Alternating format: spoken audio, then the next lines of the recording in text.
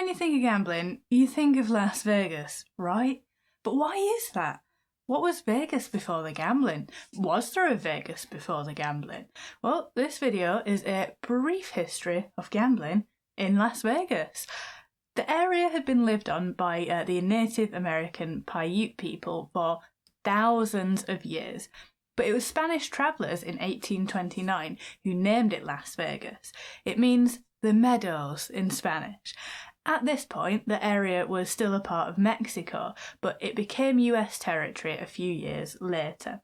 In 1855, a group of 29 Mormons tried to settle in the area, but they found it too hard to grow crops, so they left. They must have felt so cheated. Like, if you can't grow crops in the meadows, where can you?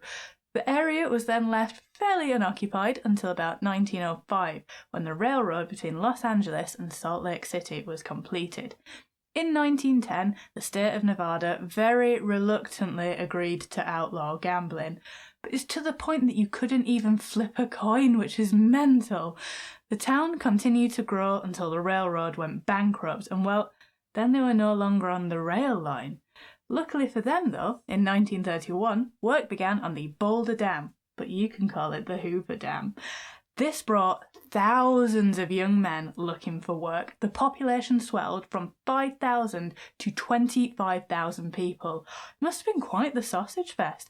I'm sure that the young ladies were delighted. These newcomers worked hard, and they wanted to play hard too.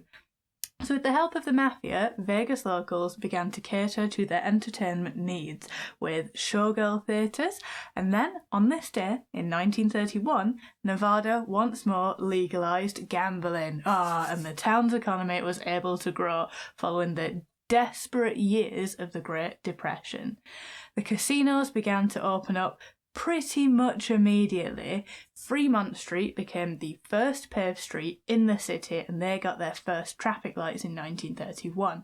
Things were looking up. Las Vegas was the first to draw power from the Hoover Dam. Fremont Street was nicknamed the Glitter Gulch, which sounds gross, but it was because of all of the lights. And we take it for granted now, but it must have been absolutely mind-blowing back then to see. The dam, the lights, the gambling, prohibition being lifted in 1933, it all made the area a popular tourist destination. And then World War II happened. In Europe, we view this as a ruinous event because it was, but for the States, it was faraway war that, killed a lot of their youth, but it also made the country prosper in a way that the Europeans can't really imagine. A gunnery school for the Army Air Corps opened in Las Vegas, and it must have been absolutely amazing as a young man to find out that you were being sent to Vegas. After the war, in 1946, the Flamingo was built by gangster Bugsy Siegel. It was one of many resorts in Vegas, but this one publicly demonstrated the reach and the presence of organised crime in the city. The Flamingo actually lasted a lot longer than Siegel, who died a gangster's death in 1947. Casinos were excellent places for the mob to launder and skim money, and Nevada was the only state where casino gambling was legal until 1970, so it was the place to be if that was your thing. Local government began to crack down, though, on the presence of the mob, as it had served its purpose. It wasn't a good look. The Stardust was the last casino in town to lose its licence due to mafia connections in 1983. So, was there a Vegas before gambling? Sort of. It's an incredible history of a city being built upon bikes.